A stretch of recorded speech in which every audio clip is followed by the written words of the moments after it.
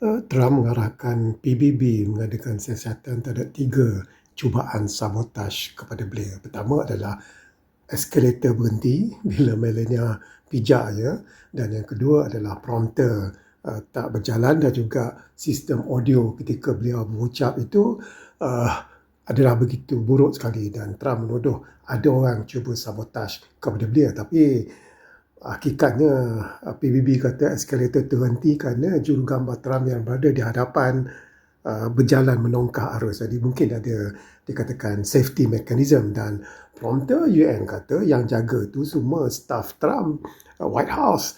Tapi yang audio tu tiada penerangan dalam hal ini. Tapi hakikatnya lah kemungkinan besar ada sabotaj, kerana bukan semua orang suka Trump kan.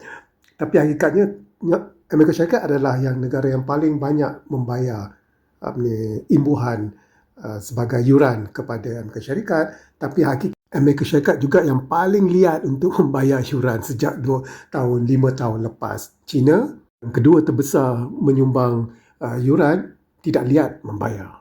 Tak heran kalau ada orang cuba sabotaj dan memalukan Trump.